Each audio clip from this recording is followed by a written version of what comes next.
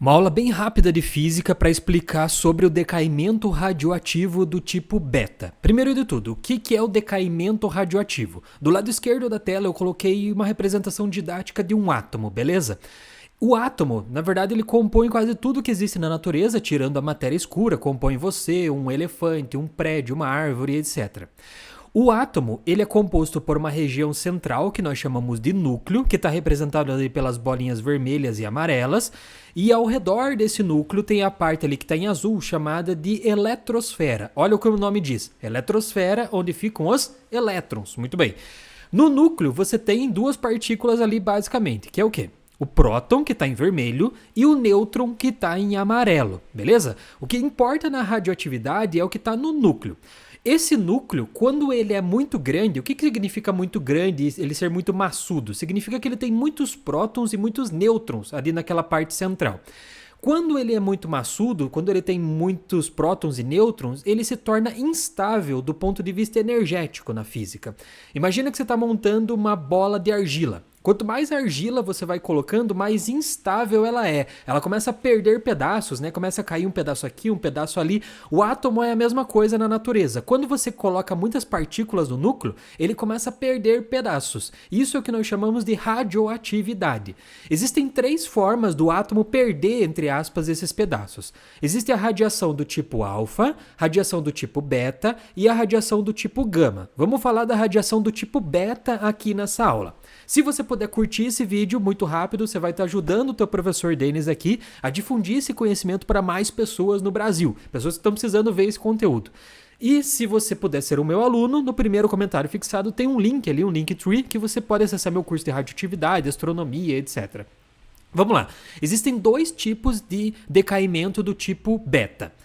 Bom, então tem lá o decaimento alfa, o beta e o gama. Vamos falar só do beta. O beta tem o beta menos e o beta mais. Beta negativo e beta positivo. No decaimento do tipo beta negativo, que é esse aí que está na tela, o que acontece lá no núcleo do átomo? Existe um nêutron que está lá qualquer.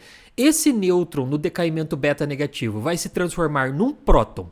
Mas na natureza não é tudo de graça, assim, eu vou me transformar num próton e beleza. Você vai ter que pagar uma conta por isso.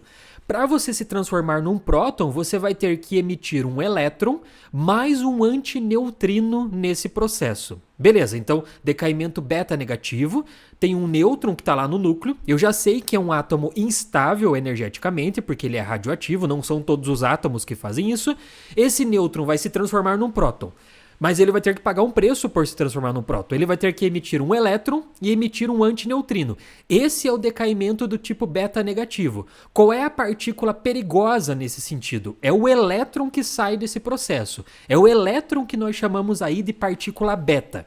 Esse é o decaimento beta negativo. Mas a partícula beta que realmente sai desse processo é o elétron. O próton continua lá no núcleo, o antineutrino quase não interage com a matéria e é o elétron que é o perigoso nesse processo, beleza? O decaimento beta positivo é ao contrário. Existe um próton no núcleo, esse próton quer se transformar num nêutron. Para poder equilibrar energeticamente o átomo lá, a natureza quer fazer dessa forma. Só que ele vai ter que pagar um preço por isso. Nesse processo de se transformar num nêutron, ele vai ter que emitir um pósitron e liberar um neutrino nesse processo. Qual é a partícula perigosa nesse processo aqui? É o pósitron e o neutrino também. Então, nesse processo aqui, libera um pósitron e um neutrino, que seriam as partículas beta que estão sendo liberadas nesse processo, beleza? O que isso acontece pra gente? Bom, primeiro de tudo, a partícula beta, que seria o elétron, por exemplo, beta menos, nesse caso ali esquerdo da tela, ela é uma partícula perigosa pra gente porque ela consegue entrar no seu corpo e ela não tem um poder tão grande de ionização, mas ela consegue ir mais longe do que uma partícula alfa, por exemplo.